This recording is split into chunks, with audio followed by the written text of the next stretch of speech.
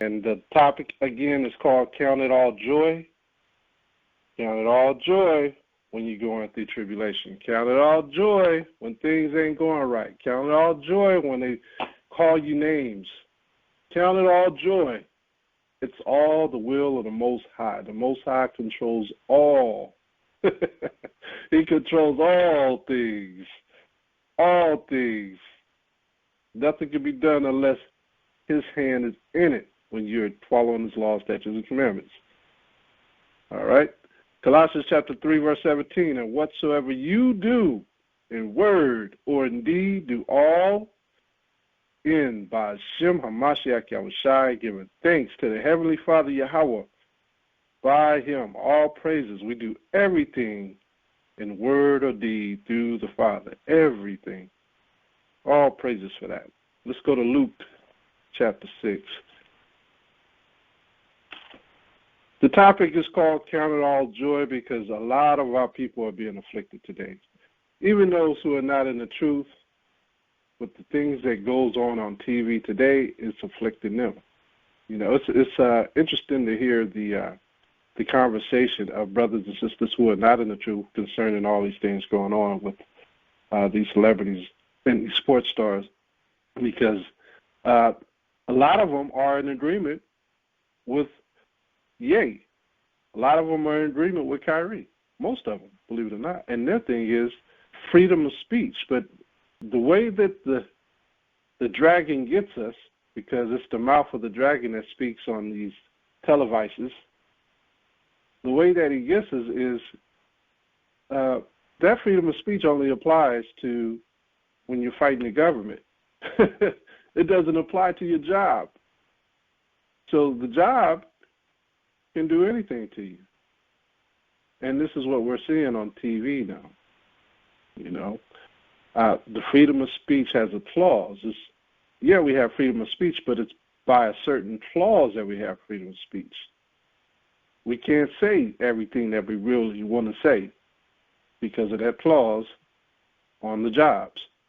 This is why it's really affecting a lot of people right now, because people are really stepping back and sizing up where they are in life, where they're working, who they deal with day to day. They're starting to size themselves up. Really, they're starting to find themselves, and they're starting to ask why. The beauty of it is Kyrie never did this while he was at work. He did this on his free time. So when you do things that is when you're off work, it has no weight with your job when you're off. We have the freedom of speech to do and be whoever we want and say whatever we want when we're not at work. When you're on the job and you speak these things around the job, then they can hold you liable for that. But Kyrie, being a public figure, they take it as everything he do and say is while he's on the job. That's the clause that they rerouted him into. But if he stands firm, if he's fighting against his job, there's a union. There are attorneys. Of course, he'll probably lose his job, but later on down the line, they'll get it back, but it'll be like a Kaepernick thing. You understand? People want to say it's like when Kaepernick was kneeling, but in reality, it's not the same thing. When you look at Kyrie Irving, he posted something. That's all he did. Now, for them to slander him, to come after him, and to trap him, entrap him on something that he posts is just ridiculous.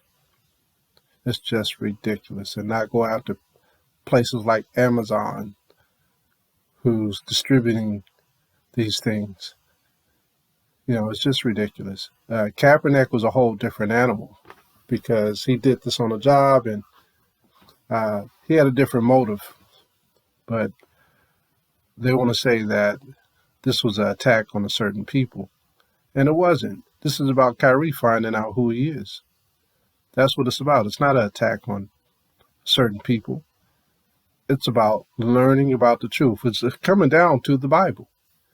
That's what it's coming down to. Are we allowed to read and study the Bible in America and to recognize that the people in the Bible are us? Yes, we are. That is freedom of speech. Kyrie should not be going through this. All right? He should not be going through this. Nor Kanye. So this is what we're dealing with today. But count it all joy. This is what we've been waiting on. We've been waiting on brothers and sisters to wake up. We're not so much as being labeled, because we already been labeled a byword. We got a name called Negro.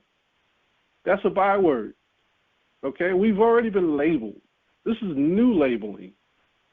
Okay? But we've been through this already. Count it all joy. We've been called African American. Count it all joy. Now people just want to be called American. Count it all joy. Paul called himself a Roman when he got in trouble. Okay? Moses was called an Egyptian. We all know he wasn't an Egyptian. He was an Israelite. So we have to count it all joy. Luke chapter 6 in the New Testament. And believe it or not, when we are teaching these classes and we go from the Old Testament, then we go into the New Testament, a lot of people get upset when we go into the New Testament. Why do they get upset? Because they don't believe in the New Testament. They don't believe in Hamashiach Yahushua. People get upset when you precept the Old Testament with the New Testament. They say, well, that's just letters. Well, they spoke of the same precepts in the New Testament because they were only given the Old Testament. The New Testament hadn't been written yet. So they precept, that was their language. Everything we do, a word or deed, do all in the Most High. So they spoke using the precepts of the Old Testament regularly. So that's why the New Testament is important, because we are hearing the actual conversation and the communication of the Israelites when they were affected under the hand or under the thumb of the Roman captivity. They were still speaking their jargon, which was the precepts of the Old Testament. We are reading about in the Gospels their experiences in the book of Acts, their experiences and what they dealt with and what they went through as a people. It's very relevant, the New Testament. The letters of James and Peter are very relevant today. It's teaching us a lesson. These tribulations that we go through today, all this stuff was written for our learning. You should be able to research the Bible every day, pursuant to Joshua 1 and 8. This book of the law shall not depart from your mouth, and you shall meditate therein day and night. So this is all written for our learning. You're going to learn. You're going to see that thing coming. Whatever is bothering you, whatever's coming against you, you're going to see the same thing coming that went and attacked our brethren in the Old and New Testament. So count it all joy when we have tribulation. That's in resemblance to what we went through before. It tells us also that we are the people of the Most High. Okay? Those examples tell us also that we are the children of the Most High. All right? Luke chapter 6, verse 23. Luke chapter 6, verse 23. Rejoice ye in that day, and leap for joy. For behold, your reward is great in heaven. For in the like manner did their fathers unto the prophets. You see that? The same people that we are dealing with today, their fathers did the same thing to our fathers throughout the generations of the world. This is nothing new. We have to prepare ourselves for it. And this is why it's important for young men to listen to the elder men for advice, because we remember things that may have happened pursuant to the Bible. Okay? Let's go to Psalms chapter 12. Psalms chapter 12. Psalms chapter 12, verse 6. Psalms chapter 12, verse 6. It reads, the words of the Most High are pure words.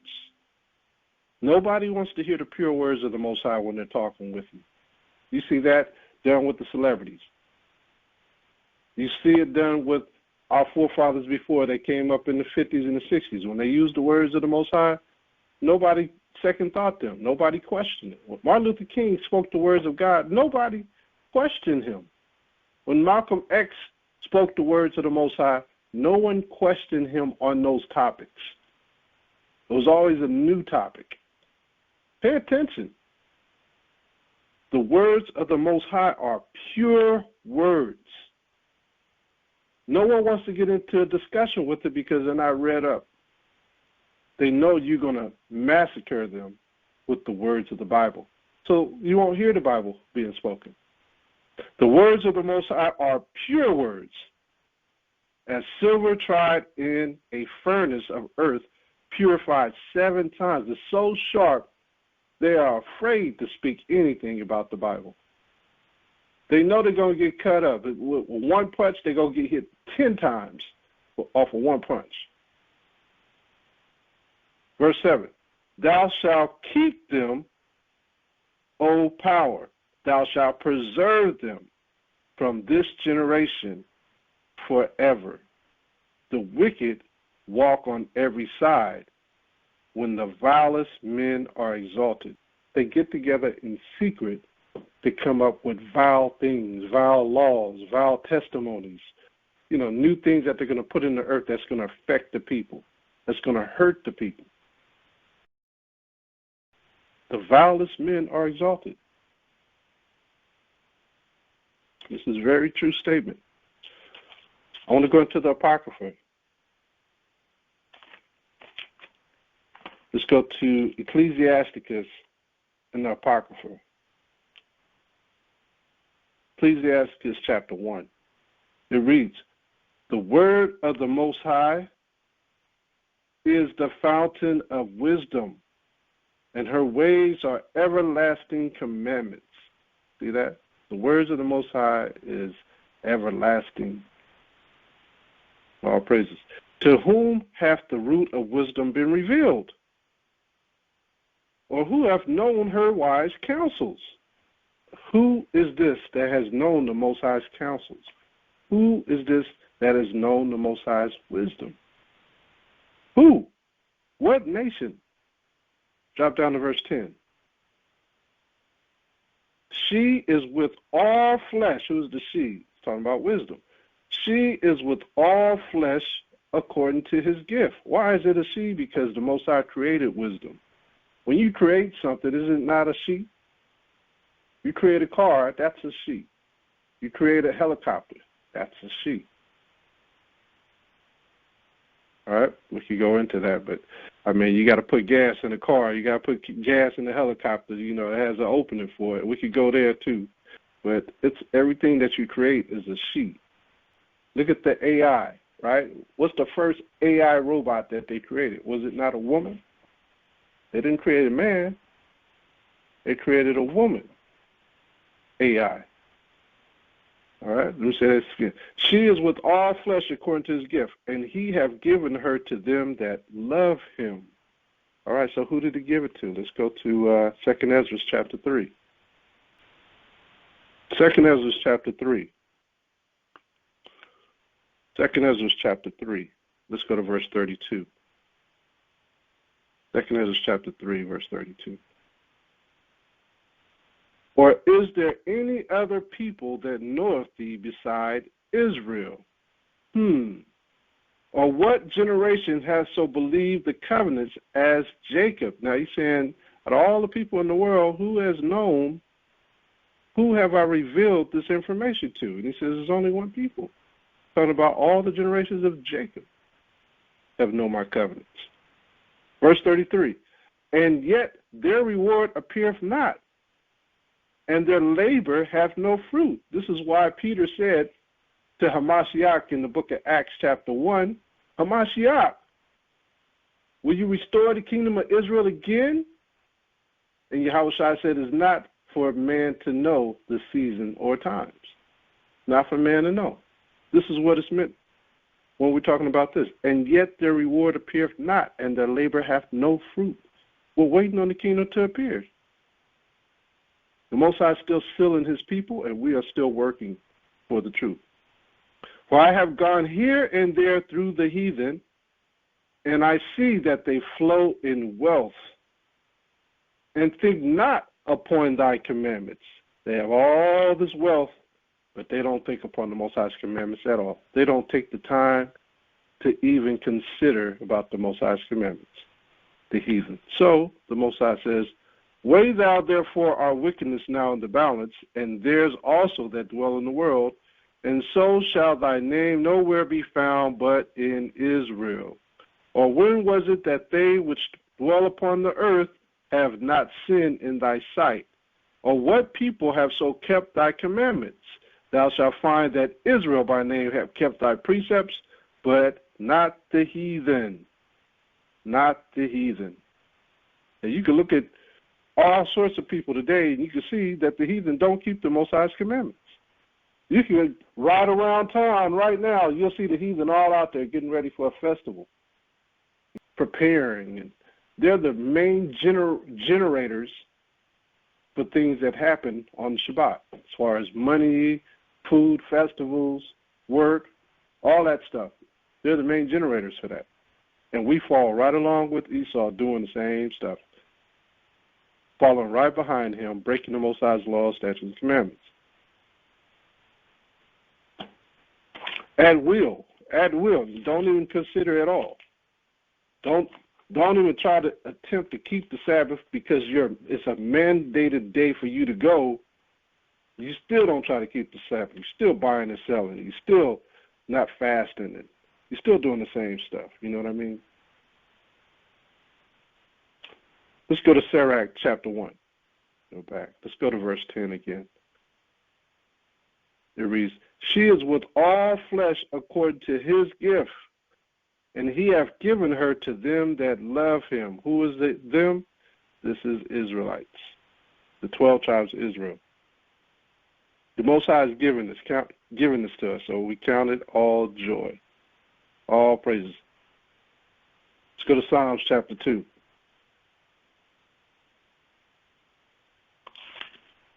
The book of Psalms, chapter 2 and verse 1. Book of Psalms, chapter 2 and verse 1. Psalms chapter 2, verse 1. Why do the heathen rage and the people imagine a vain thing? Aren't the heathen raging right now? Aren't they mad at us for saying that we are Hebrew Israelites? We are the Israelites, not black Israelites, like they call us, but not one of us ever used the term black Hebrew Israelites. We tell them all the time we have Native Americans and Latinos. I say Latinos, not Latinos. This is the same thing, but Latinos have more of a pack. They know that that's historic when you say Latinos. Okay? Latinos are those who also came from Africa that dwelt in the Americas. Okay? They dwelt in Guatemala especially. They say Guatemala was so black that it was Africa. Guatemala. They said they got 1,000 Nelson Mandelas. They just quieted them all during the time of the conquistadors when they came over. I'm not talking about the Nelson Mandela after he got released from prison. After he got released from prison, he was defeated. That was a new Nelson Mandela. But I'm talking about the Nelson Mandela that was originally put in jail. That Nelson Mandela was a threat. And that's how Guatemala was. Same way.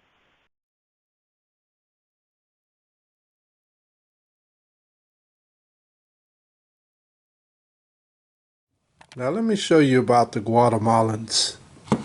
They're going to be in this book called Stolen Continents, 500 Years of Conquest and Resistance in the Americas by Ronald Wright with a new afterword.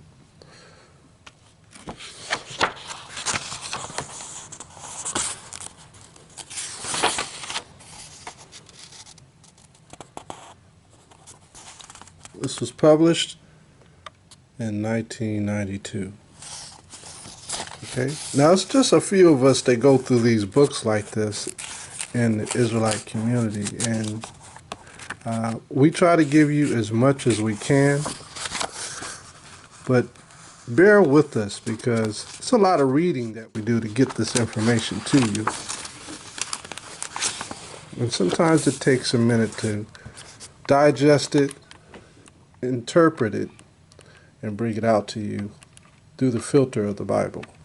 So I'm going to go to page 264.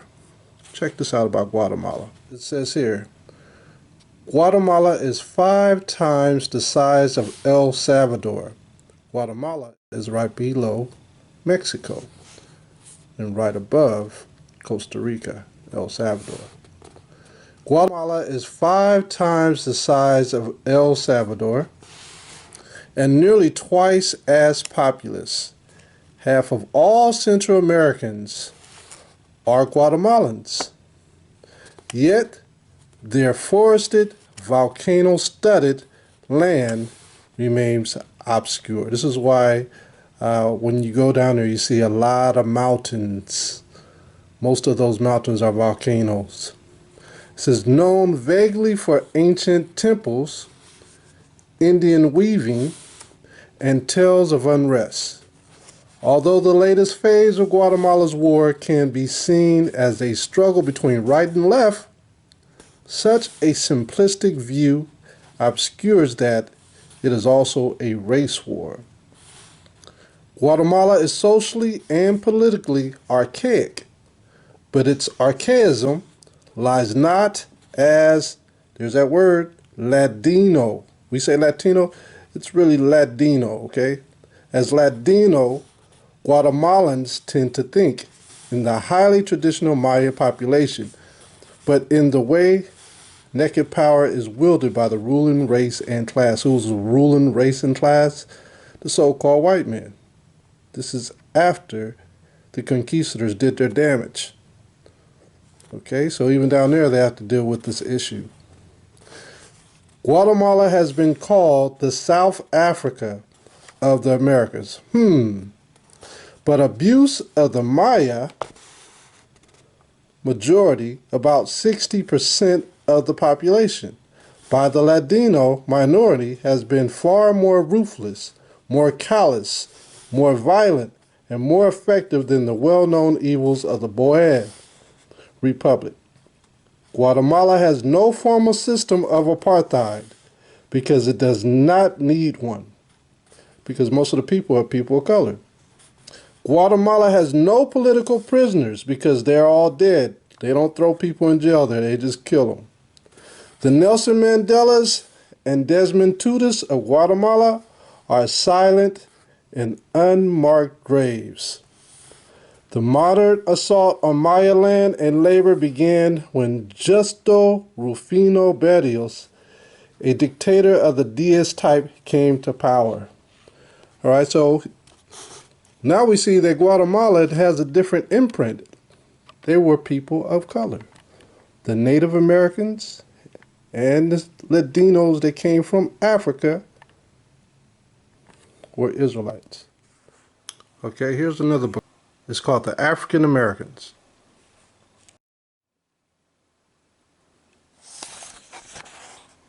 This was published in October of 2013.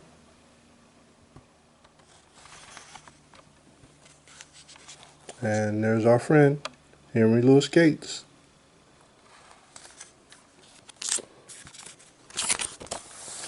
We're going to turn to page 10. We're going to read here. It reads,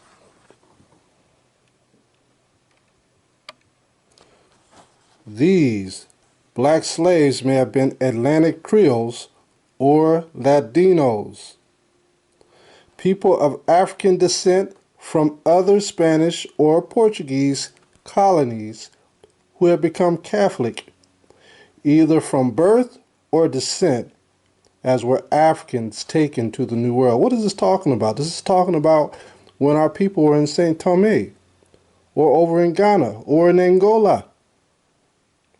Some of them were sent to plantations from Europe.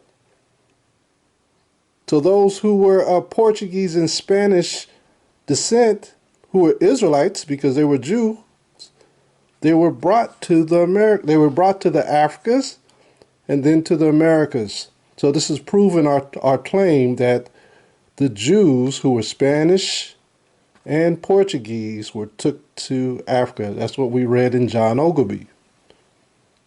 Let's get that. Okay. These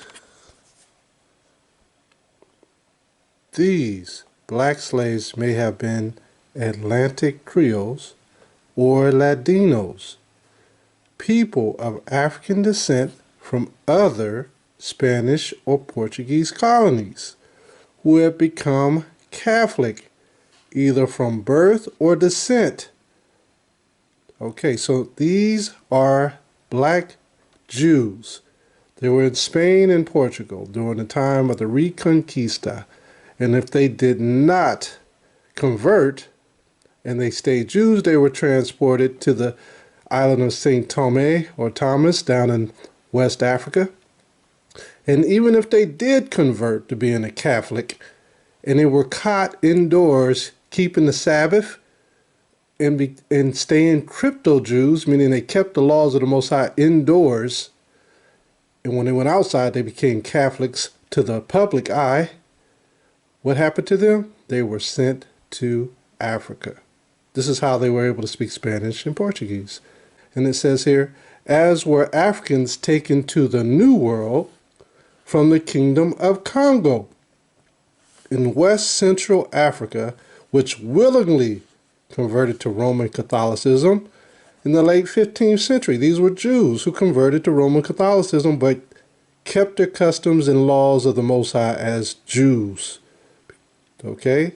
They converted for their family's sake, or they wanted to keep what they had, their property or so forth.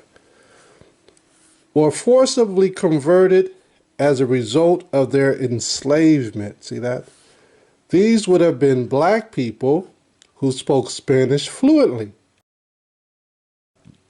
were comfortably bicultural, who served as skilled tradesmen or domestics. When it says skilled tradesmen, this is speaking of our people who were skilled in not only goldsmith or silversmith. Some of these people were doctors. Some of these people were lawyers. Okay? Or they simply may have been unacculturated African slaves removed from their initial enslavement in mines or on plantations on the island of Hispaniola and taken to Georgia to perform the most undesirable labor for their owners. Now let's drop down to here. It reads, the local Gaul Indians, the Guatemalan Indians, took advantage of the colony's disarray and attacked, driving out the surviving Spanish settlers. In a fascinating move, the Africans allied with the Gauls and became a maroon or independent exile society, a phenomenon that also took place throughout the Caribbean and Mexico and will become an important feature of New World slavery. So as you can see here, we married up with our brothers who were Latinos and Native Americans, and we became one. This is a book called Africa Being an Accurate Description of the Regions of Egypt, Barbaria, Libya by John Ogilvy. Originally published in 1670, London format, book, folio, map, image, engraven illustration. Creator John Ogilvy. Let's flip the page here. We'll go to page here 34. And it reads here, many Jews also are scattered over the region, some natives boasting themselves of Abraham's seed, inhabiting both sides the river Niger. It's in Africa. Others are Asian strangers. Why? What does it mean by Asian strangers? These are brothers coming from Jerusalem, coming from what we call the Middle East today, but was parts of Africa, Saudi Arabia. These are these brothers, Asian strangers. Turkey, okay, those areas, Syria, so forth, who fled thither either from the desolation of Jerusalem by Vespasian or from Judea, wasted and depopulated by the Romans, Persians, Saracens, that's Muslims, and Christians, or else such as came out of Europe, whence they were banished out of some parts of Italy in the year 1342, out of Spain in the year 1462, out of the Low Countries in the 1350s, that's up in Europe, the Netherlands, the Dutch, and so forth, out of France in 1403, out of England in 1422. These all differ in habit. What does that mean? That means that they all believe a different way, but they all are Jews and are divided into several tribes.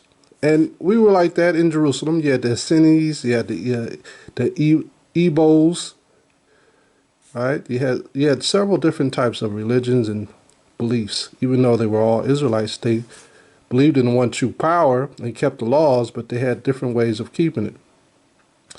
It says, these all differ in habit and are divided into several tribes, having no dominion, though both wealthy and numerous, but despised of all nations, and so abominated by the Turks that they are not admitted to being Mohammedans, unless first baptized, meaning they had to give up what they believed in, like we read earlier, crypto-Jews, and then no otherwise made use of than to receive their customs and gather in their taxes. See that? So all of these brothers and sisters were in Africa. Let's speed up about 200 years. Page 18 in the same book, The Africans and Americans. Okay, we're going to go back to this page, and I want you to look at this sister here. Look at how she's dressed. Check out this sister.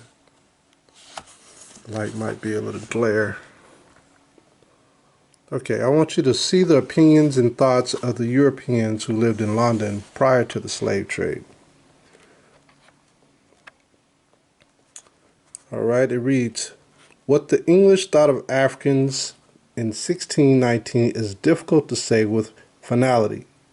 Prior to colonization, Englishmen, certainly Londoners, were familiar with people of African descent, as was the royal court, because most of us, if you looked at Rome and Spain and Portugal, we were workers. After Reconquista set in, we became servicemen of the courts, okay, of law, or in people's homes. At times, they used the words African, Moor, and Blackamoor interchangeably, and in other cases appear to distinguish between the North Africans and those of the sub-Saharan region. Samuel Pepys, for instance, mentioned some Africans in his famed diary and recorded a case in which one, William Batten, left a handsomely paid guardianship to a black man. Londoners on any given day could certainly encounter black women and men as laundresses, servants, maids, professional soldiers, pages, entertainers, goldsmiths, needlemakers, metalworkers, and even a diver, a royal page, a trumpeter, and a monk. In 1501, a Spanish princess visited London and included black people in her royal retinue. It is worth noting that there are very few negative visual images of Africans during this early period. Why? Because they were Jews. All these things mentioned are things that they did in their land. They had trades. Whether in English paintings or prints, in English literature, however, we find a range of associations with black people and blackness. For example, in the popular geographical history by Luso Africans, translated into English in 1600, the kingdom of Timbuktu emerges as a well-ordered, prosperous, civilized society in which learning flourished as well as trade. So why do they label us as being crazy or wild or insane? Our people come from greatness. Even while we were slaves in London, people still recognized their greatness. And that was in the early years. Yet given the country's class structure and the kind of positions that black people largely filled, the English, whatever intrinsic or received understanding they had of sub-Saharan Africans, certainly have been accustomed to seeing them on a daily basis in subordinate roles. This was after the Reconquista. Things began to change, and the order from Queen Elizabeth, transatlantic slavery was about to take place. As servants in various other lower class positions, or even as slaves, however, well treated. And inevitably associations between black Africans and animals found their way into English literature. A poem by the 15th century poet William Dunbar described one black woman at court as having protruding lips like an ape, and even in Shakespeare's depiction of Othello as the noble Moor. This is when they start talking bad about us. Look at this. Elizabeth I in 1596 and 1601 unsuccessfully ordered the expulsion of negars and blackamoors from England. This is when all those brothers went into slavery. Even in the era of Thomas More, the term Ethiopian represented a pejorative to describe people of African descent. See that? Are you not like the Ethiopians to me? So the Israelites were black people. This is a book called Luso Africans and Atlantic Creoles and the Foundations of the Americas, 1585 to 1660, by Linda M. Haywood and John K. Thornton, Cambridge. This was first published in 2007.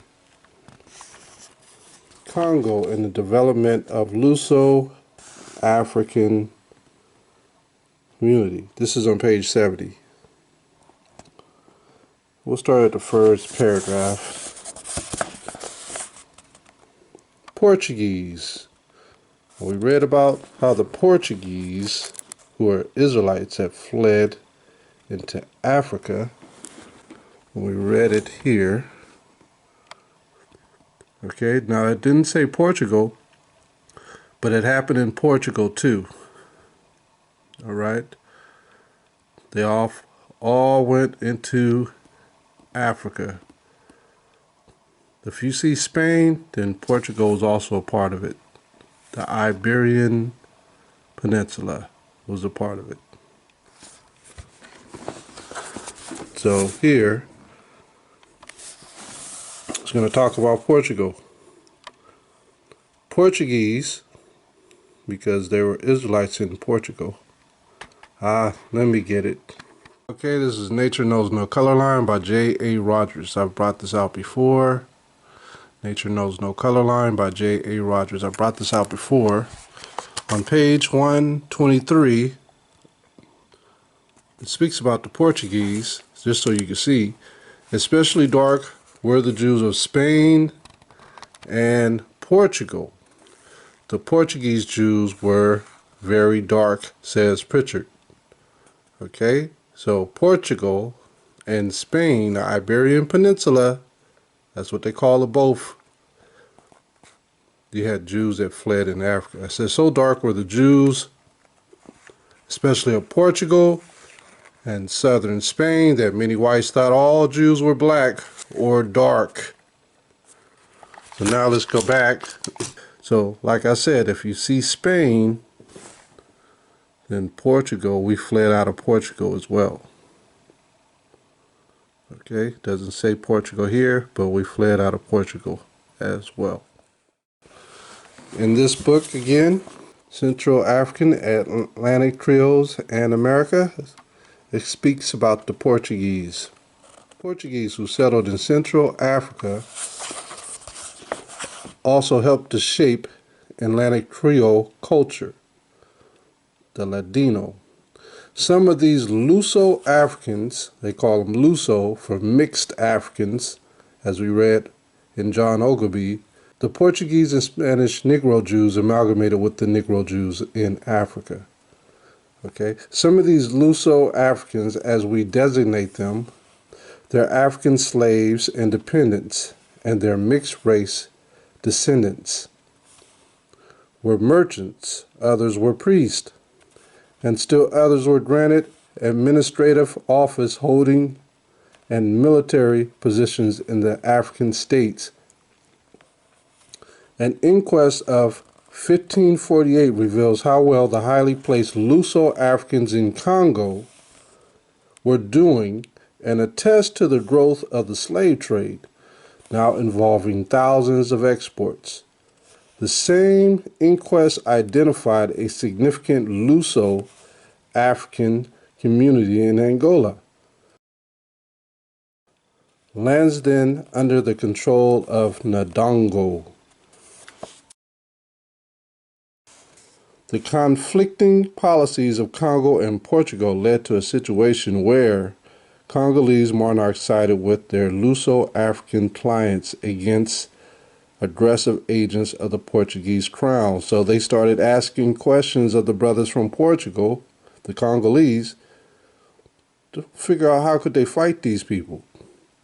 Diego's power over the Luso-African community was eventually recognized in Portugal in an act of 1553, conceding to Diego the right to elect a person from among my vassals and natives of my kingdoms, who will serve as Ovidor, which was a city, serve as Ovidor, and who would have jurisdiction up to natural death, taking them out of Portuguese control altogether, although these problems would re-emerge later.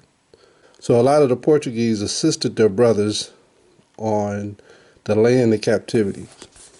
Remember, this happened in the 15th century. Remember, this happened in the 16th century, before the slave trade really started taking place. Because employment in Congo and Angola offered a protection to Portuguese new Christians, we know who the new Christians were. They were Israelites or Jews who were forced to be baptized as new Christians, crypto Jews. It says, who were subject to persecution in Portuguese. They figured prominently in the Atlantic Creole community, perhaps introducing some Jewish customs to the Atlantic Creole mix, as they were often accused of doing. A royal order of 1569, for example, renewing an earlier order, forbade new Christians to go to Saint Thomé or hold office there. See that? So a lot of the Jews who left Portugal and Spain came down to West Africa and started teaching the way that they kept the customs. Because remember what we read in here. It said that they all differ in their belief of being Jews. I read again. Many Jews are scattered over the region, some natives boasting themselves of Abraham's seed, inhabiting both sides of the river Niger. Others, Asian strangers, who fled thither either from the desolation of Jerusalem by Vespasian, or from Judea, walked and depopulated by the Romans, Persians, Saracens, and chieftains, or else such as came out of Europe, whence they were banished. Let's drop down. It says here, these all differ in habit and are divided into several tribes, having no dominion. So what happened? These Jews that came down from Portugal started teaching the way that they believed in the truth of the Bible, and probably was even bringing in Christ, Yahushua. Some of those in Africa only kept the laws of the Old Testament. And that was it. So they all differed in their ways of belief. Let me show you what they look like. These are the Angolans. These are the Portuguese Jews that went down. You see, it says the kings of Congo and Angola. Photographed by authors from original at the archive of the Academia das Ciências, Lisbon, Portugal. See that? Got fringes on. See the fringes? See the fringes? See that? Fringes. Got the mitre on her head. These are the Jews of Angola.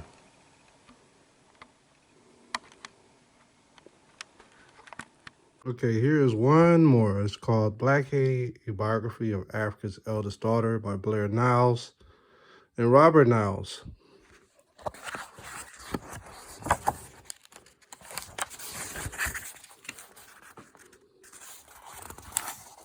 This is copyrighted in 1926. I'm going to go to page 113. And it reads here. The slaves imported from Africa had come from the Gold Coast, the Ivory Coast, the coast of Angola, and the Slave Coast, all the way from the Gulf of Guinea to the Cape of Good Hope.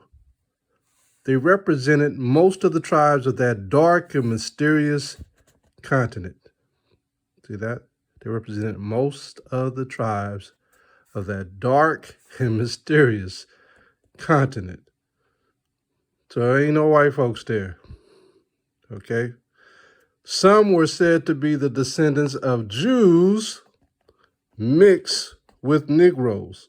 All right, so now you understand when it says Jews mixed with Negroes. These were Jews from Portugal and Spain that were black, that had differed in their customs.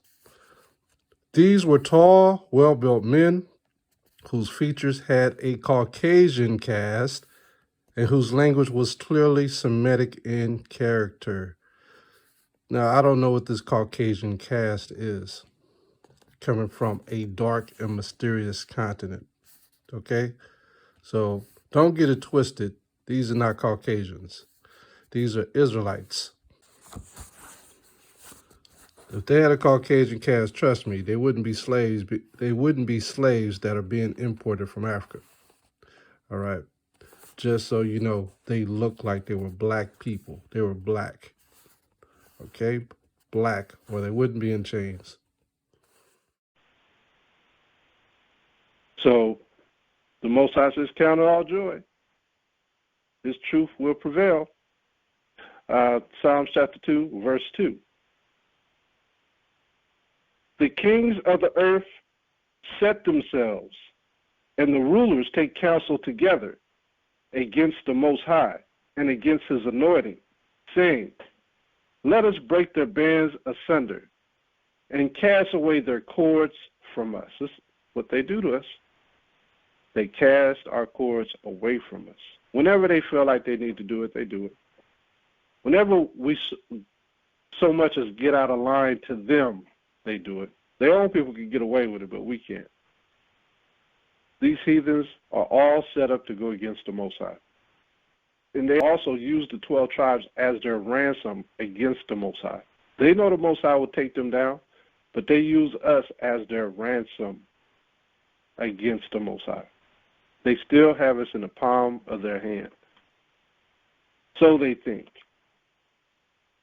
So they think. The Most High is going to come snatch us out of their hand. And when he catch us in their hand, what do you think is going to happen? Judgment. Matthew chapter 10, verse 26. Matthew chapter 10, verse 26. I'll let y'all get there. And it reads, "Fear them not, therefore, for there is nothing covered that shall be revealed, and hid that shall not be known. What I tell you in darkness, that speak ye in light. And what ye hear in the ear, that preach ye upon the housetops. And fear not them which kill the body." This is most of our people. We are afraid to get killed. Most of our people, listen, we ain't going to be here another 70 or 100 years, most of us. We're going to be gone. You understand what I'm saying? So, we have to fear the Most High. If the Most High sends some troops to come take us down like Gad, we're going to have to be ready. And if they take us down, they just take us down. But we're going to do it by Hashem HaMashiach Yahushua. It says, "And fear not them which kill the body, but are not able to kill the soul." See that? So you got to keep your soul in check regardless of whatever happens.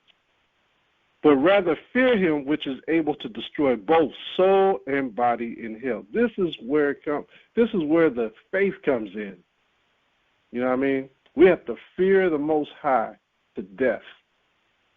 Fear the Most High to death. I was just talking with one of the brothers online about death, and when you read the scriptures and you look at Stephen and you look at the Maccabees, it's almost like the Most High numbs you to pain when you're about to go through that transition from death to life or from death to rest. It's a transition. It's like the Most High, because you're standing up for him, you don't feel nothing. It's like Daniel when he went through the fire. He didn't feel not one blaze of that fire. As hot as it was, he didn't feel anything. Okay? And it's like when you prepare yourself for the Most High, nothing can harm you. Even in death, it can't harm you. So don't fear these people. The Most High is going to allow you to say the right things. If we're ever put in that situation, he's going to allow us to say the right things at the right time and not to say certain things at the right time to harm our souls. You get what I'm saying? There's a lot of people going to give up the truth. A lot of people are just going to give up. A lot of people are going to slander their own brother, daughter, son, sister, whatever, when the truth comes to their face and it's time to give up the ghost. You know what I mean? Yahushua went through the most pain, When you watch these movies and you see, like the Passion of Christ, we were just watching it a couple of weeks ago, look at the pain that this man had to go through. Even though he was in the Caucasian form, but in your mind you rearrange the color, he's still a man that went through something. And he went through agony, all the way to the downgrade of that spear going into his side, taking him out. He was already dead before the spear hit him. They was just checking to see if he was still alive. He was already gone. He had already gave up the spirit. It was so much pain. He was in so much pain. I mean, we get a little cut. Look how much pain that is off of one little cut. He was carrying the sins of the world on his back, so he felt everything. When we read in what King David wrote, it was just agony. Because King David expressed what Yahushua would go through. If we go to Psalms chapter 22, verse 13, let's go to Psalms 22, verse 10. Now, King David is speaking in the spirit. He's speaking about a prophecy that was going to happen to Yahushua, his Lord. Psalms chapter 22, verse 10. I was cast upon thee from the womb. Thou art my power from my mother's belly. Be not far from me, for trouble is near, for there is none to help. Many bulls have compassed me. Who are those bulls? The Romans. Strong bulls of Bashan have beset me around. They gaped upon me with their mouths, as a ravening and a roaring lion. I am poured out like water. And to be poured out like water, that means you have no strength. You ever just feel so weak, you just want to lay down and go to sleep? Like, I'm just so tired. Yahushua said, I am poured out like water, like I have no more strength. I've taken on the sins of the world. And all my bones are out of joint, broken. He was broken. You know, when you get a bone broken in your whole arm is just limp. You know that? It has no form. It's just rubber. He said, all my bones are out of joint. My heart is like wax. He was paining from the pain. And this is all mental right here. My heart is like wax. He was hurt. It is melted in the midst of my bowels. My strength is dried up like a potsherd, and my tongue cleaveth to my jaws. Imagine that. He's in so much pain. He's pushing his jaw out because of the pain. You know, you watch movies and you see painful things in a movie. You put your tongue on your jaw and you push out because you know the thing next is about to happen. It's about to be even more hurtful to your eyes. And the music, the dramatic music that they play, it just puts a little fear in you, right? So you push your cheek out with your tongue because you know it's going to be painful. And thou hast brought me into the dust of death, for dogs have compassed me. The assembly of the, he called the Romans dogs, the assembly of the wicked have enclosed me. They pierced my hands and my feet with them nails.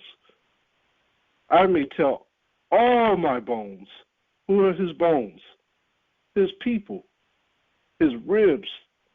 Okay? I will tell all my bones, all my people. They look and stare upon me. They part my garments among them and cast lots upon my vesture. We'll stop right there. But as you read that, you can see that Yahushua went through the pain, and he was in pain. Okay? He was still living. He was able to see what his people was doing. He said they were staring at me. They were sitting there talking smack. Free yourself from the cross. You freed everybody else. Heal yourself. You know? And he's sitting up there just in pain. He said he's still praying for them. They know not what they do. They know not what they do. So we got to go through that too. But the Most High is going to have a little more mercy on us because we've already stood strong throughout the times of our lives. Teaching this truth, believing in this truth, standing firm in this truth and the things that we have done. So the Most High is going to honor that. He honors Jacob. Okay? Let's go back to Matthew chapter 10, verse 28. Matthew chapter 10, verse 28.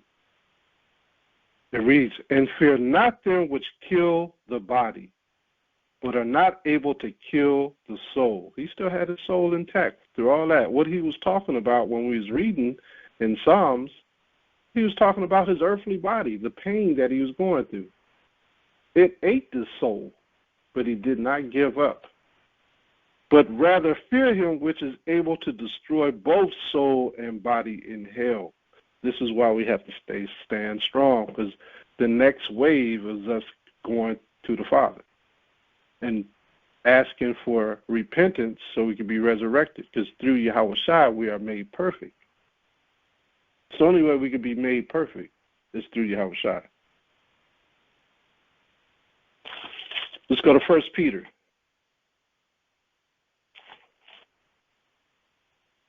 1 Peter chapter 4 and verse 12. 1 Peter chapter 4, verse 12. Beloved, think it not strange concerning the fiery trial, which is to try you. All these things, we're watching these brothers going through this fiery trial, and they've been standing strong. All praises. It's a blessing for us just to see that, especially those brothers who are weak. I knew one brother that came into the truth. I ain't going to say his name, but it was back in the early 2000s. He called me and says, man, I just can't do it anymore. I just don't have the faith. He said, I just don't have the faith. It was his family. They was beating him down. They was beating him down. He gave up. I said, man, don't give up. He says, I just can't do it, Juan. He gave up. We cannot give up during these fiery trials. The Most High knew what he was doing when he afflicted these brothers who are standing tall. It's going to be more. We ain't seen nothing yet. Beloved, think it not strange concerning the fiery trial, which is to try you, as though some strange thing happened unto you. This is not strange. He talked about it. That's why we read the scriptures. Romans 15:4 all day.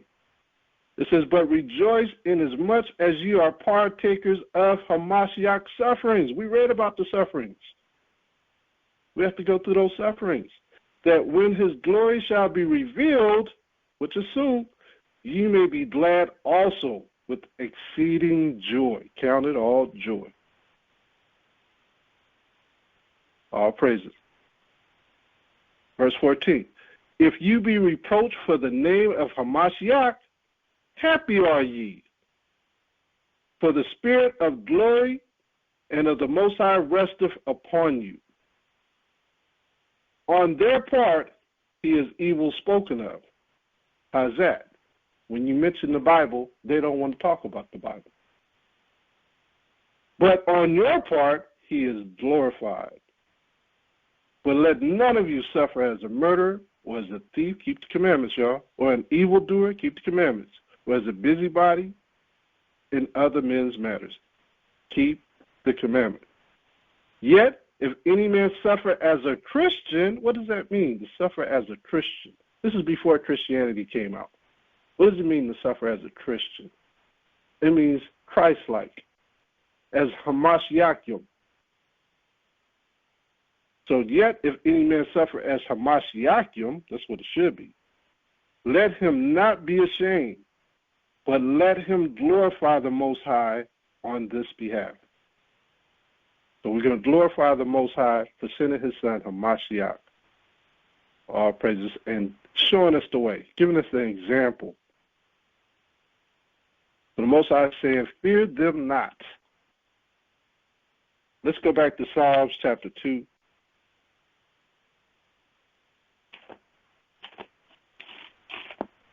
Psalms chapter 2. This is a big thing because what we don't realize is where we're living at today, America, this is the aftermath. We're all living here. We're used to seeing these communities. We're used to the little plazas, the Safeways, the Walmart. This is the aftermath of what happened here before we got here. There was all kinds of wars jumping off here in this land. Before the states was marked out as what they are today, there wasn't no states. The Native Americans lived here in Central America and South America. It was natives. They all got killed off. They all got killed off and pushed out. You can't forget the things that they went through. And then they passed a law called the Dawes Law, D-A-W-E-S. They passed that law for upclaim of land of the Native Americans while they were still living. You could claim land while they were still living and pushed off the land. Not only that, because they took the land, they became Indians. So the white Indians the white people became white Indians. You can read about this. I ain't making this stuff up. Stuff is all in the books. They had laws in this United Snakes that they came up with to push off the Native Americans off their land. All right? Just like they did us in Africa, same thing. And they're still trying to do. Let's go to Psalms chapter 2, verse 4. Psalms chapter 2, verse 4. He that sitteth in the heavens shall laugh. The Most High shall have them in derision. Who's he going to have in derision? The heathen. Then shall he speak unto them in his wrath, and vex them in his sore displeasure. How's he going to speak to them? Through storms. See that? They got a tornado going on down south right now. He's speaking to them in storms, taking these people out. They can still see that it's the hand of the Most High. They still can't see it, and they don't know why. Let's go to Haggai. And my brothers who are over in Israel and Desmona, I pray for them brothers, but I know they're all being deported. And it could be for the very reason that the Most High is going to destroy that place too, and he's just moving his people out of there before it happens. Okay? We have to think about that. If they're being moved, it's because the Most High his hand is in there. So some things we just can't stop because it's the prophecy of the Most High. You might be saving their lives and the children's lives. All praises. All the hands of the Most High. It's not man's. He controlled man's. He especially controlled the heathen to do wickedness to us. But all things work out for good, right? Haggai chapter 2, the water. The water. Haggai chapter 2, or Haggai chapter 2, verse 21. Let's go to verse 21. It says, speak to Zerubbabel. What does Zerubbabel mean? Born in Babylon. That's what Zerubbabel means. And Zerubbabel also means the top capstone. Like Yahushua is the cornerstone, but Zerubbabel also represents Israel as the capstone. Okay? I speak to Zerubbabel, governor of Judah, saying, I will shake the heavens and the earth, and I will overthrow the throne of kingdoms, and I will destroy the strength of the kingdoms of the heathen, and I will overthrow the chariots. This hasn't happened yet.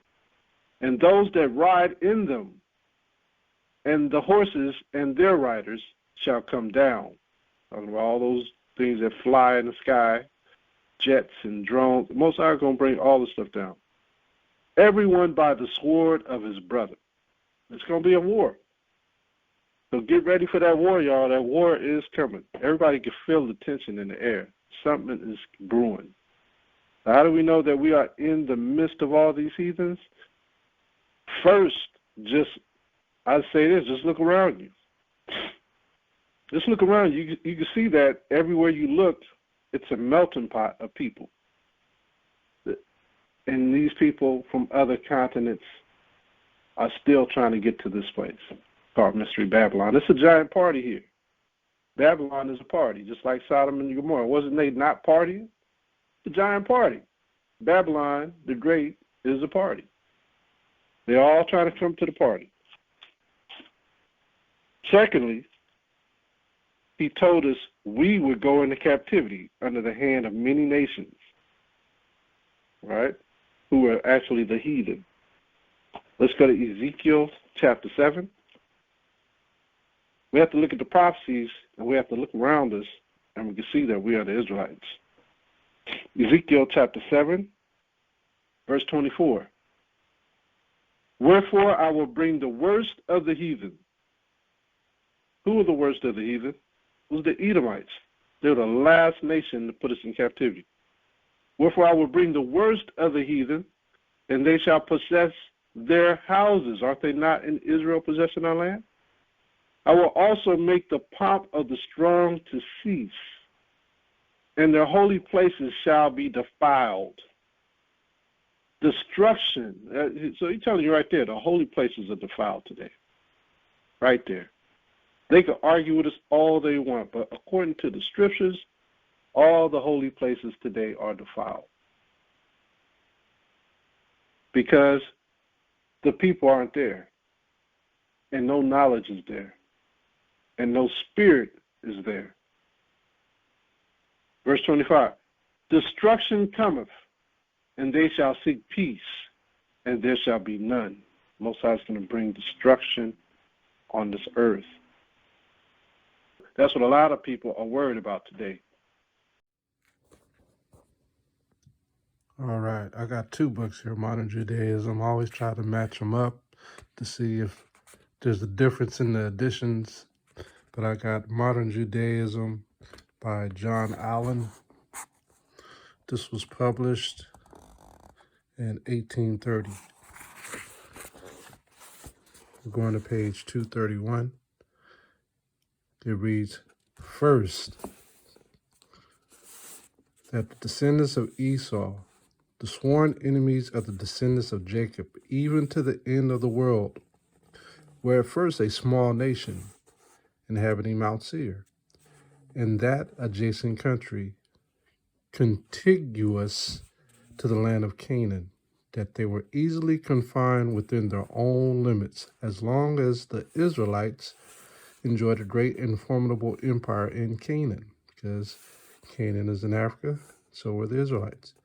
But that after the powerful republic of the 12 tribes was destroyed by the Assyrians and Babylonians, they wonderfully increased in numbers and strengthened, extended their dominion towards the west, spread their colonies far and wide, subjugated Italy, founded Rome and the Roman Empire. So the Edomites were in the Roman Empire. See that? They were in the country of Italy. At length entirely overturned the Jewish state, which had been restored after the termination of the Babylonian captivity. The second temple being destroyed by Titus Vespasian, and that in the present day, professing the religion of Jesus of Nazareth, which they were the first of all nations to embrace. They hold the dominion over all Europe. Esau detaining in captivity his brother Jacob. I want you to see that again. They hold the dominion over all Europe. So it's not Japheth who are in Europe. It's Esau. Japheth left a long time ago. Esau's there portraying that he's Japheth. Esau detaining in captivity his brother Jacob, at least as far as regards the tribe of Judah, till his Messiah, Ben David, shall appear, son of David, that's Yahushua. Secondly, that the prophecies of the prophet against Esau, Edom, that's a people, Seir, that's the land they come from, which means hairy, and the cities of Edom. They had many cities and many generations. Especially those of Isaiah, Jeremiah, and Obadiah have not yet received their full accomplishment, meaning the prophecy has not reached its full accomplishment, even as today, though Esau is still ruling, as we read in 2nd Ezra chapter 6 and 9. Esau is the end of the world, and Jacob is the beginning of it that followeth.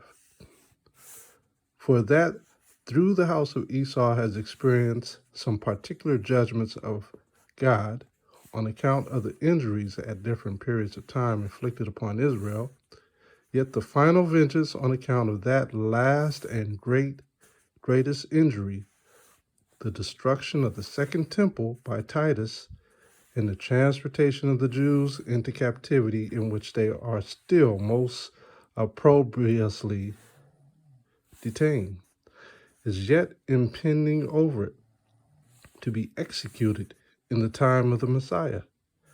That this is foretold by the prophets in all their denunciations of the severest plagues against the house of Esau, the cities of Edom, and Mount Seir, which is Petra, which all belong to Rome and the Christians, and that the fate of the Christians at the time will be far more dreadful than that of the Mohammedans. R. Beno particularly says, the slaughter of the Turks in the future battle will not be so great as that of the Christians, for many of the Turks will escape, according to Isaiah 66, verse 19. But of the Christians, Obadiah says, there should not be any remaining of the house of Esau. See that? There should not be any remaining of the house of Esau. So that's the future prophecy of Esau. And this is a book called Slavery, A World History by Milton Metzer.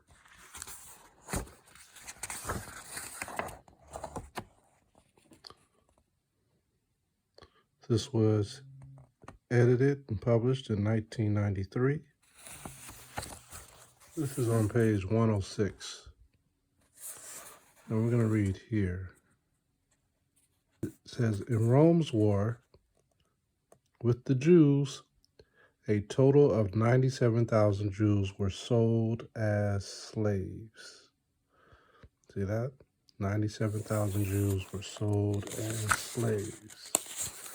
And let me show you something. These are the slaves who were in Rome. Look at the hair texture. It looks like Negroid hair, curly hair. Look at the lips, look at the nose. See that? The bottom caption reads, as wealth poured in from new provinces, vast changes took place in the economy and society of Rome. Here slaves unload grain from African colonies in the 5th century BC. Look at that.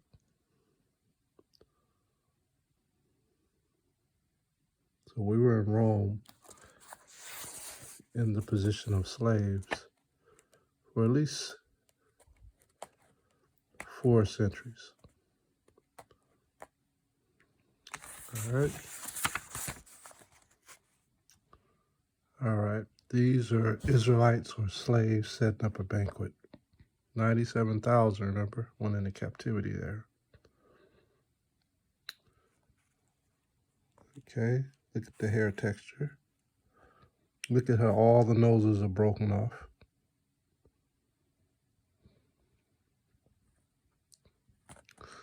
Down here, the same thing.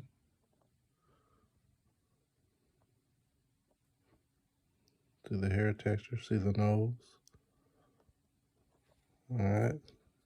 The bottom caption reads, the numerous household slaves of the wealthy Romans were organized by specialty.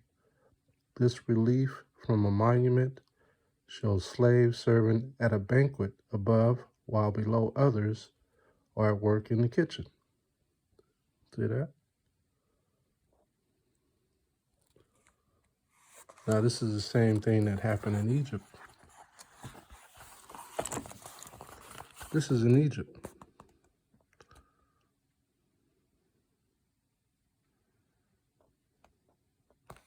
And look what it says. These carved wooden figures representing kitchen slaves were found in the tomb of a pharaoh of the Old Kingdom called Ushabati, or Answers. These figures were meant to serve the dead in the afterlife. These are Israelites. That's who were in captivity in Egypt. That's who were in captivity in Rome. Let's go back to Rome. Now, let's read the bottom transcripts of this. You know that's a Negro, but look at how the face is missing.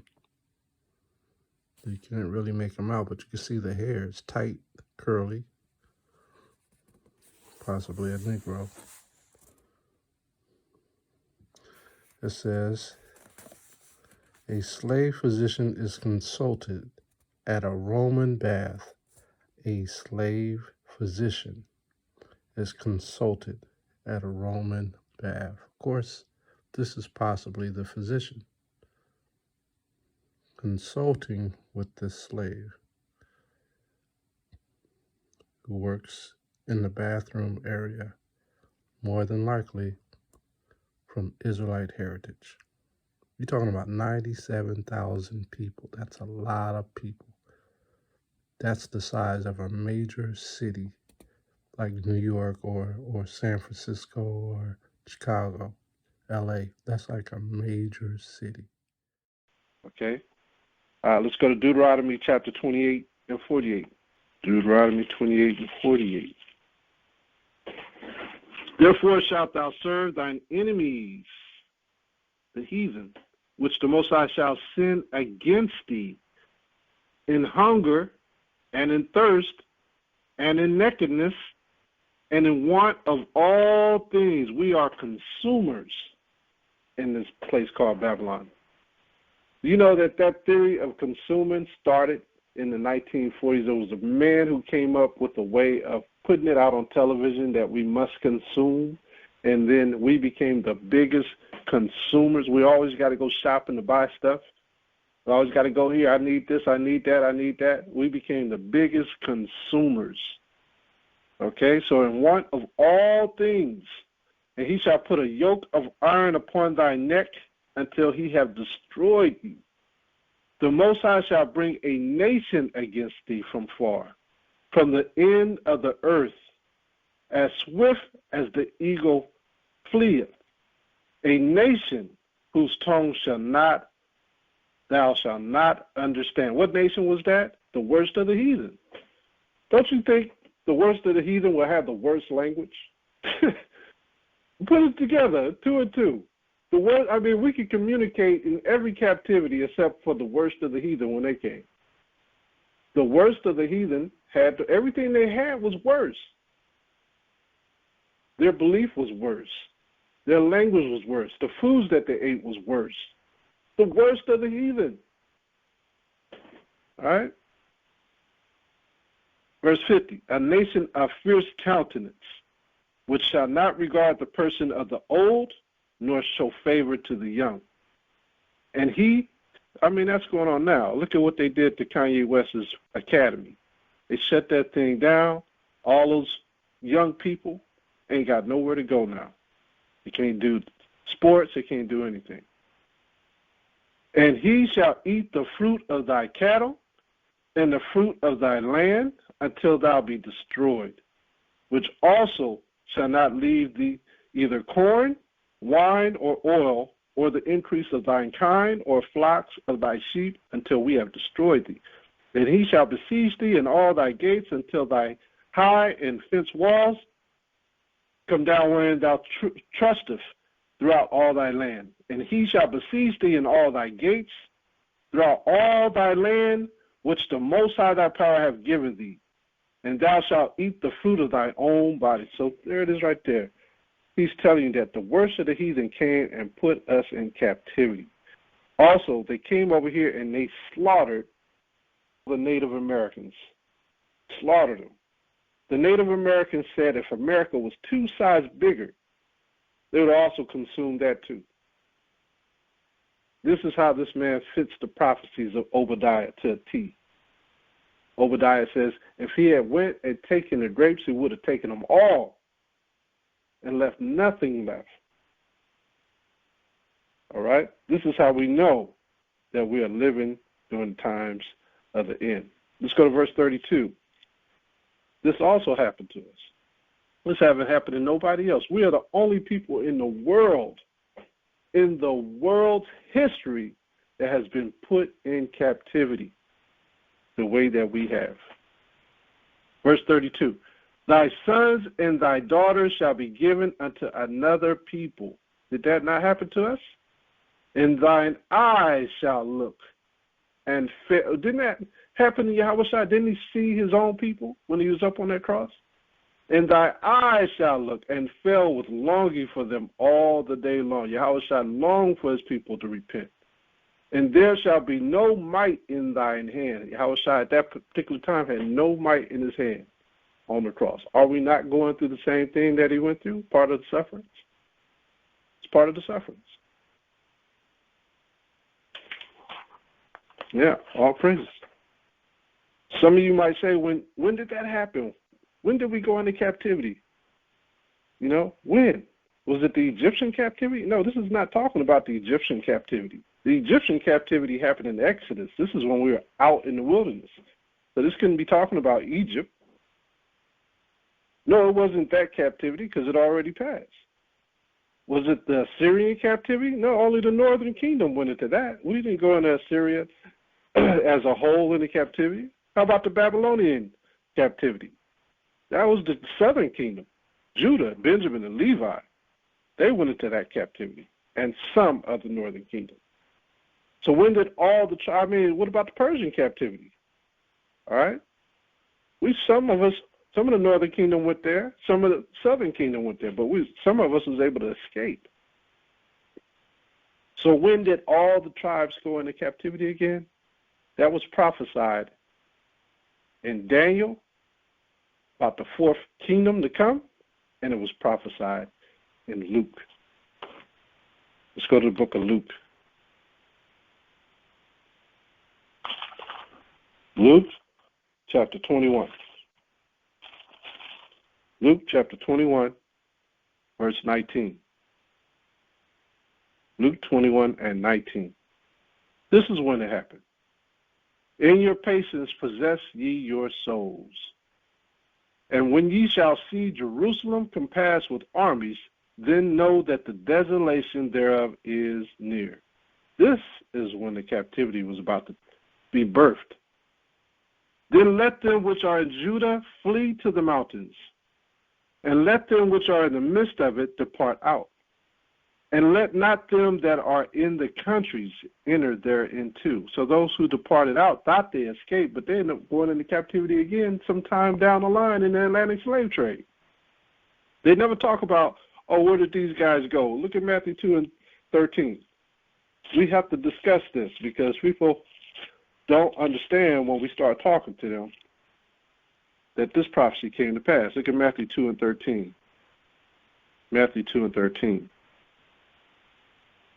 It reads, this is Joseph. This is Joseph, Yahushua's father.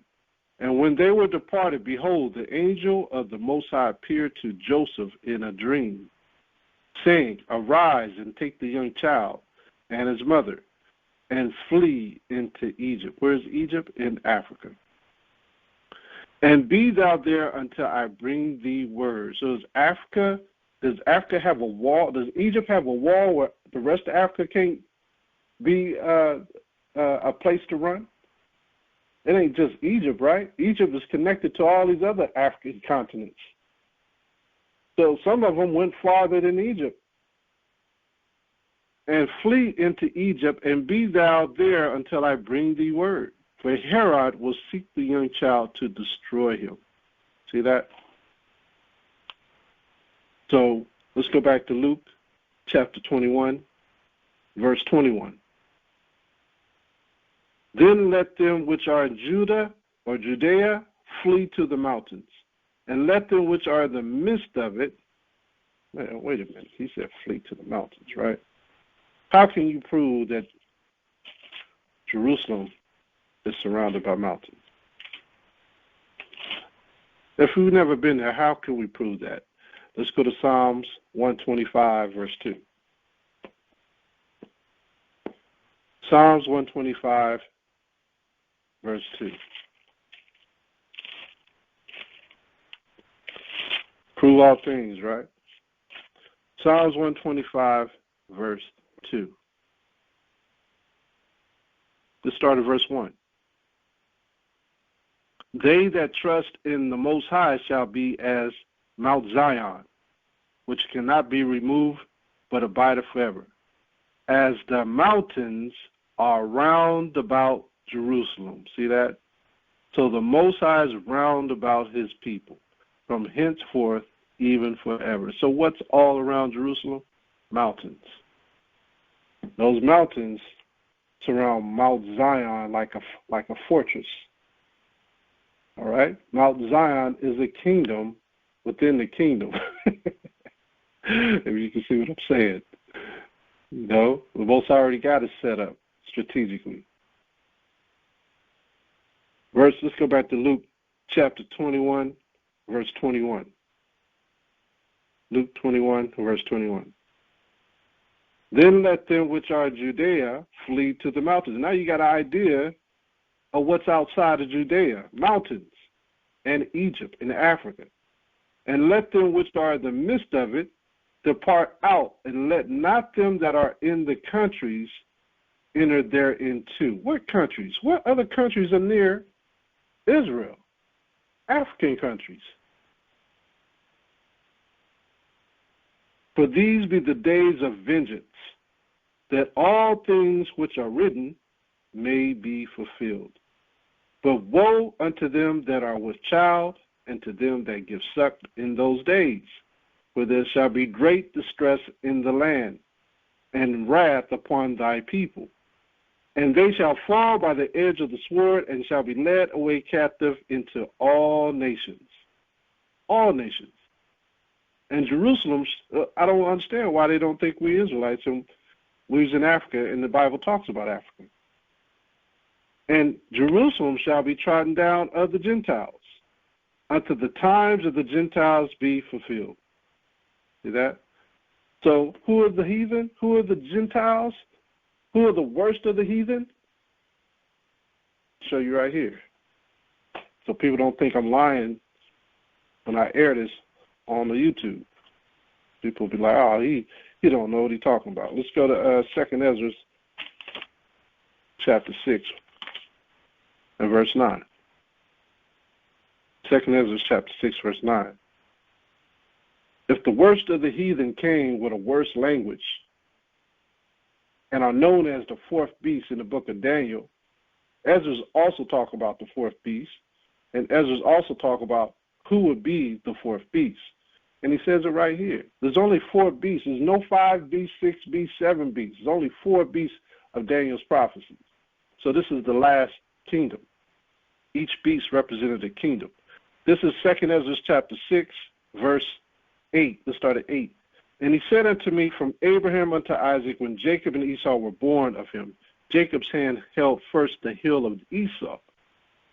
For Esau is the end of the world. What kingdom, what beast are we engulfed in? An Edomite kingdom, an Edomite world. This is the end of the world. And Jacob is the beginning of it that followeth. The hand of man is betwixt the heel and the hand. Just like Jacob and Esau fought to get out of the belly of their mother Rebekah, the whole world is betwixt that way. We're constantly fighting with Esau. Esau was probably kicking, and Jacob grabbed that heel. Other question Ezra asked out now. We can stop there, but Esau is the end of the world. People don't like to say that Esau is the end of the world. They want to say Japheth. No, Esau is the end of the world. It's Esau, Edom. And we could go into a whole other topic talking about Edom, but I'm not going to do that today. All right? We're counting it all joy on what we're going through today. So that's when we all fit prophecy and went into the last kingdom of the worst of the heathen.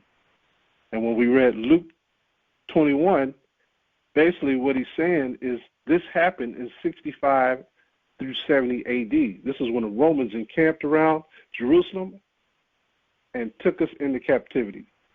All right? It also happened again in Cyrenaica, which is also called Libya.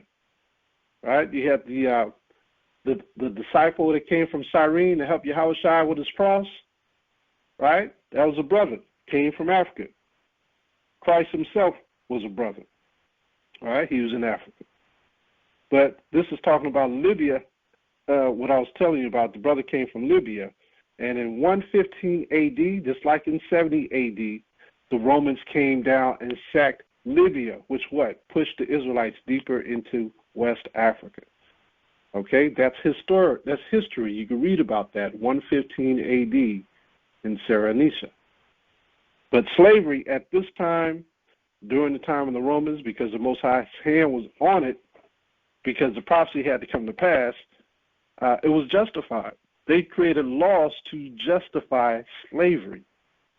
The Reconquista that happened in 1492 in Spain and Portugal was justified through Spain and Portugal and Britain with the Arabs and the Christian battles. In 1619, the transatlantic slave trade was justified through their laws of the land. Up until now. Check this out. Jerusalem, since we've been living, Jerusalem has been sacked 18 times by different nations since the time of Christ. 18 times. 18 times Jerusalem has been sacked. So why do you think we'd be there? Back and forth, Christians, Arabs. It's been sacked. So we are the only people in the world of Negro, Native American, and Latino descent who were put in captivity over and over since the split of the northern and southern kingdom after Solomon. Let's look at who these heathens are. Let's go to First Ezra chapter 8. And some of us may not know who the heathens are. The Most High outlines everything when it comes to his prophecy, so you won't be all confused. He wants you to know the stuff so you can prepare your mind and your soul. That's why it's there. That's why it's so important to know who the nations are, so you can prepare your mind and soul for that type of tribulation and what type of people they are. First Ezra chapter 8, verse 69. The nation of Israel, the princes, the priests and Levites, have not put away from them the strange people of the land. This affects us. Nor the pollutions of the Gentiles. See that? The Gentiles do what to us? Pollute us. To which of the Canaanites, who are the Canaanites? The Africans. The Hittites, more Africans who are Ham. The Perizzites, more Africans who are Ham. The Jebusites, also Ham. And the Moabites, the Chinese. The Egyptians, more Hamites. And the Edomites. So the Edomites is in there. The Edomites are the Gentiles. See that? For both they and their sons have married with their daughters, and the holy seed is mixed with the strange people of the land. And from the beginning of this matter, the rulers and the great men have been partakers of this iniquity. Why is this a problem? Because we have two sides of the fence. We have some brothers say it's okay to mix, and then we have brothers like Omar Johnson or something like that. Okay, so the thing about his argument, if y'all know who I'm talking about, his argument is black people need to stay with black people. And that's all he can say. He will argue the point that black people need to stay with black people, Mexicans need to stay with Mexicans. I mean, that's part of the tribal thing, right? I mean, the 12 tribes, but he's not speaking biblically. Where he messes up, he doesn't understand the reason for us staying together. And the reason for us staying together, for one, is land purposes. Remember I told y'all about the Native Americans got pushed off their land and the so-called white man moved on, and then he became the new Indians? For land purposes. This is why it's important to stick with our people. Also, when you read Tobit chapter 4, verse 12. Tobit chapter 4, verse 12, it says, Beware of all whoredom, my son, and chiefly take a wife of the seed of thy fathers, and take not a strange woman to wife, which is not of thy father's tribe. For we are the children of the prophets, Noah, Abraham, Isaac, and Jacob. Remember, my son, that our fathers from the beginning, even that they all married wives of their own kindred, and were blessed in their children, and their seed shall inherit the land. Who's going to inherit the land? The 12 tribes of Israel. Now therefore, my son, love thy brother, and despise not in thy heart thy brethren, the sons and daughters of thy people. Don't despise them, and not taking a wife of them. For in pride is destruction and much trouble, and in lewdness is decay and great want. For lewdness is the mother of famine. Now, who did we go into captivity under? The worst of the heathen. If our minds are persuaded to be like the worst of the heathen, what are we going to do? Act like the worst of the heathen. So what are we going to start doing? Marrying the worst of the heathen. Become whores with various women of different nations. Okay? The whoredom is going to jump off because now we're trying to be just like the rest of the nations. But he tells us why. Here's the reason. He says, because of the prophets. Prophets come out of us. Now, therefore, my son, love thy brethren, and despise not in thy heart thy brethren, the sons and daughters of thy people, and not taking a wife of them, for in pride and destruction and much trouble, and in lewdness is decay and great want. For lewdness is the mother of famine. But above, he says, for the prophets came from the children. See that? When we get together with our own, prophets come out of us. This is what Omar Johnson or Jackson, whatever his name is, don't understand. This is the reason why we get with each other. Biblically, he can't explain himself. So when you come to understanding of where we are today, if we are under the worst of the heathen, all our brothers that are waking up, like even Kyrie Irving, he has a white wife. Okay? He just woke up to the truth, though. So if we're all waking up, we don't have any land here. So how are we going to divvy up the land to the East tribe? And he just woke up. We have to look at the scripture concerning Moses. Let's go to Numbers chapter 12. Numbers chapter 12. And Miriam, this is verse 1. Numbers chapter 12 and 1. And Miriam and Aaron spoke against Moses because of the Ethiopian woman whom he had married. For he had married an Ethiopian woman. Now, did he do this before or after? He knew he was on the way of believing that his people were the chosen people. He was already changing his ways. You see that? So you can't, when we see brothers and sisters out there in America that lost their way for a time in their life, and then they turn around and get married to a heathen, and just kind of finding out who they are, you can't hold them accountable for who they married to. We have to understand that because we're not in the land, but we're going to get there. And you have to see, remember what the Most High did. He says, and they said, hath the Most High indeed spoken only by Moses? They was jealous. Hath he not spoken also by us? And the Most High heard it. Now the man of Moses was very meek above all the men which were upon the face of the earth. And the Most High spoke suddenly unto Moses and unto Aaron and unto Miriam. Come out, ye three, unto the tabernacle of the congregation. And they three came out. And the Most High came down in the pillar of the cloud and stood in the door of the tabernacle and called Aaron and Miriam. And they both came forth. And he said, hear now my words. If there be a prophet among you, I, the Most High, will make myself known unto him in a vision, and will speak unto him in a dream. My servant Moses is not so, who is faithful in all mine house. With him will I speak mouth to mouth, even apparently, and not in dark speeches. And the similitude of the Most High shall be, he behold. Wherefore, then, were ye not afraid to speak against my servant Moses? And the anger of the Most High was kindled against them, and he departed. The Most High was angry. Do you know that when the Most High gets angry, he could destroy the whole world? You see what he did during the time of Genesis with Noah? He drowned the whole world because he was mad. She up here talking to the Most High like he a man. The Most High is just hot. Her talking about the Most High servant, who he chose.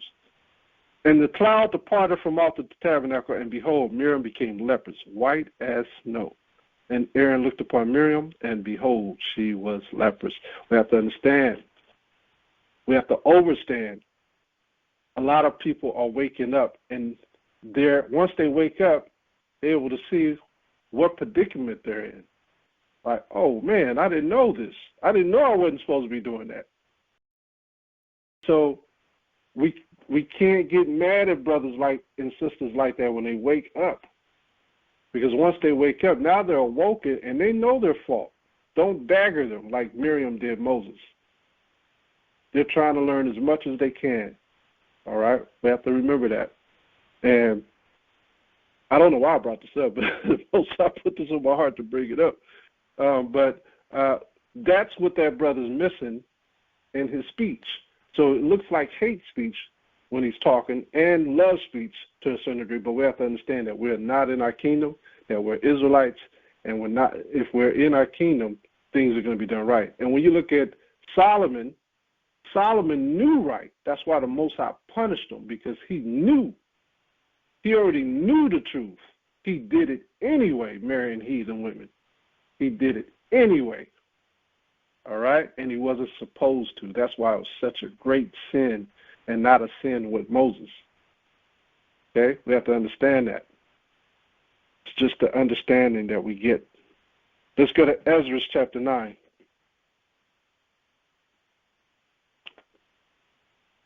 Ezra chapter 9. And that's where the scripture in 1 Corinthians comes. 1 Corinthians 7. If a man be with a wife, and an unbelieving wife, and she is pleasing to the believing husband, let her remain with him. If she's not, then she can walk away. Or the unbelieving husband can walk away. That's where that comes in at. I want to go to Ezra chapter 9, verse 1. Ezra chapter 9, verse 1. There are more Gentiles. Now when these things were done, the princes came to me, saying, the people of Israel and the priests and the Levites have not separated themselves from the people of the lands, doing according to their abominations, even to the Canaanites, heathens, Africans, the Hittites, Africans, the Perizzites, more Africans, the Jebusites, more Africans, the Ammonites, Japanese, the Moabites, Chinese, the Egyptians, Africans, and the Amorite East Indians. For they have taken of their daughters for themselves and for their sons, so that the holy seed have mingled themselves with the people of those lands. See that? So what's going to happen if the holy seed mingles with the people of those lands and he's still in the midst of those people? That child is going to act like those people and not their father. That child is going to relate more to the ways of those people and not their father. Yea, the hand of the princes and rulers have been chief in this trespass. See that? So it started with the chiefs and worked its way down. And, you know, we blame our sisters like Stacy Dash, because she's so confused. You know, our half-white, half-black sisters or half-white, half-black brothers, they be so confused because they don't have a father who's in the truth or a mother in the truth. But when they don't listen, they end up like that. This is what the Most High is trying to prevent. He's trying to show us the reasoning behind it with our lust, you know. But when you're in the truth, the children can float to that one that's in the truth. Let's go to Psalms 83. Psalms 83, verse 1. Psalms 83, verse 1. Keep not thy silence, O power. Hold not thy peace, and be not still, O power. For lo, thine enemies make atonement, and they that hate thee, who are they that hate us? Those who put us in captivity. Have lifted up their head. They have taken crafty counsel against thy people, and consulted against thy hidden ones. They have said, come and let us cut them off from being a nation, that the name of Israel may be no more in remembrance, for they have consulted together with one consent. They are confederate against thee.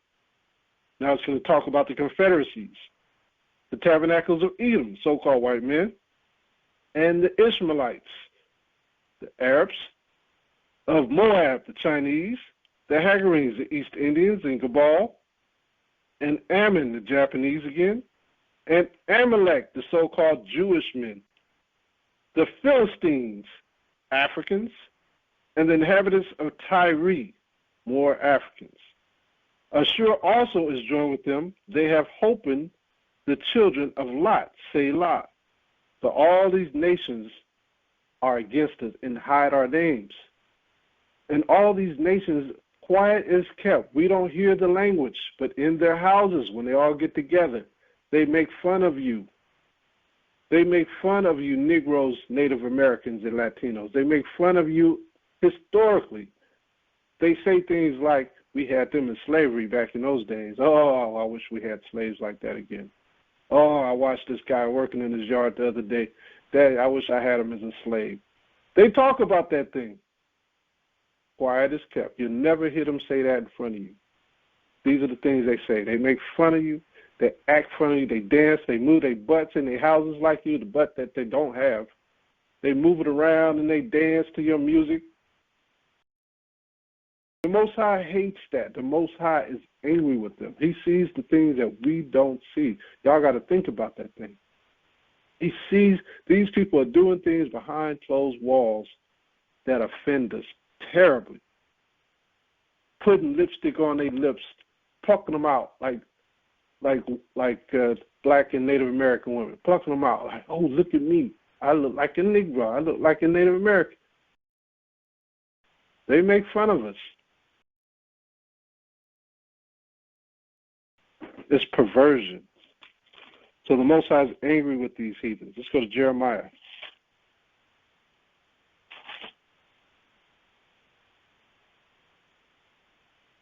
Jeremiah. I mean, y'all better think about these things. This is what they do to us. We see them out in the streets or whatnot, and we speak to them. Sometimes they don't even speak back to us. We try to be nice. They don't even speak to you. They just look right through you. They think that they're above you. Ain't that what the Most High says? It said, the stranger that come amongst you will get very high, and you will get very low. Jeremiah chapter 30, verse 16. Therefore all they that devour thee shall be devoured, and all thine adversaries, the Most High is telling you, all your adversaries, all your enemies, all those Gentiles, every one of them shall go into captivity.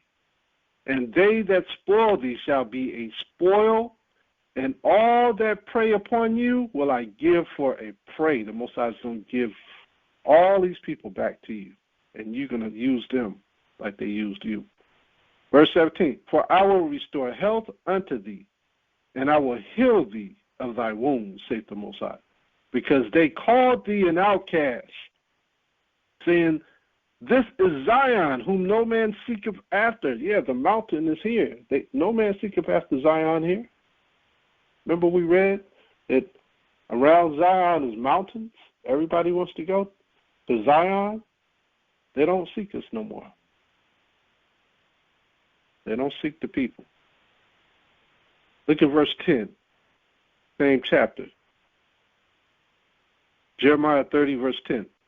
Therefore, fear thou not, O my servant Jacob, saith the Most High, neither be dismayed, O Israel. For lo, I will save you from afar. Aren't we scattered afar? And thy seed from the land of their captivity. Aren't we still in captivity? We're still in captivity. And Jacob shall return, and shall be in rest, and be quiet, and none shall make him afraid. For I am with thee, saith the Most High, to save thee, though I make a full end of all nations, whether I have scattered you. Or he told us who was going to be scattered. Yet will I not make a full end of thee, but I will correct thee in measure, and will not leave thee altogether punished. Look at Deuteronomy 29:32. Deuteronomy 29:32. This didn't happen to so-called people calling themselves Jews. This didn't happen to them. This happened to us, though. Deuteronomy chapter 29, Yeah, Deuteronomy 29:27. Deuteronomy 29:27. And the anger of the Most High was kindled against this land. What land? Israel.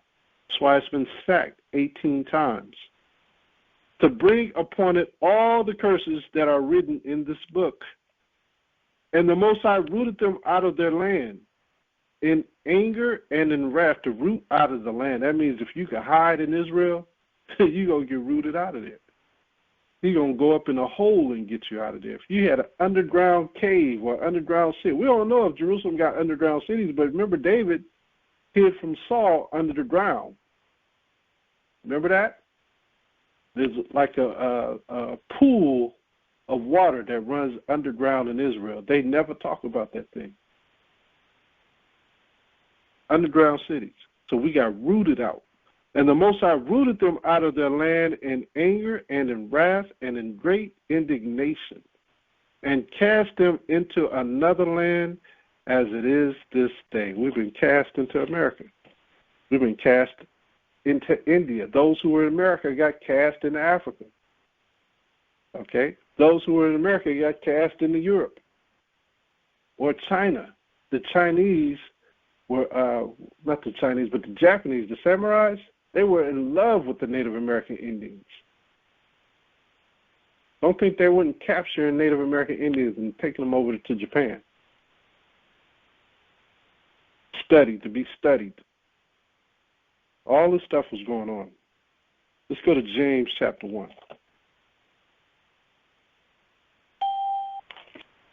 James chapter 1, verse 1. James chapter 1, verse 1. James, a servant of the Most High and of Hamashiach Yahushai, to the 12 tribes which are scattered abroad, greeting, my brothers, my brethren, my sisters. Count it all joy when you fall into divers temptations. We count this all joy. Knowing this, that the trying of your faith worketh patience. But let patience have a perfect work, that ye may be perfect and entire, wanting nothing. Do you know that this movie called Wakanda, supposed to be so-called in Africa, right? Do you know that there was a kingdom in America called Wakanda? Any of y'all know that? It wasn't spelled the same. It was spelled Waconda, Wakanda. I was reading it in one of my books the other day. Wakanda was in America, right next to the Mississippi River. It was huge, had many, many temples. It was a vast kingdom, Wakanda, the real city. Well, Esau be doing things with it, see? He's trying to bring this movie out now, this Wakanda, and our people they're going to be getting dressed up, going to the movies and plaiting their hair and doing all these things, you know, and they're going to forget about all this stuff that's going on right now. Brainwashing about the truth. So count it all joy because they're afraid because the Most High is getting ready to return. Let's go to verse 4. But let patience, this is James chapter 1, verse 4, but let patience have her perfect work, that ye may be perfect and entire, wanting nothing. If any of you lack wisdom, let him ask of the Most High. Ask him if you need help, that giveth to all men liberally, and upbraideth not, and it shall be given him. But let him ask in faith, nothing wavering, for, he means this. But he that wavereth is like a wave of the sea driven with the wind and tossed. But let not that man think that he shall receive anything of the Most High. A double-minded man is unstable in all his ways. Do not change. Stay firm in his truth. The Most High will leave you. Look at verse 12. Blessed is the man that endureth temptation. This is verse 12. For when he is tried, he shall receive the crown of life, which the Most High hath promised to them that love him. Hey, get ready for this, man. He's warning us and letting us know what's coming.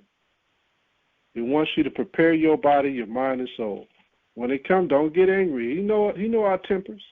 We get mad. Who shall raise up Judah? Who shall raise up this lion? Judah is crouching. Judah is going to rise up. Judah just can't rise up at the wrong time.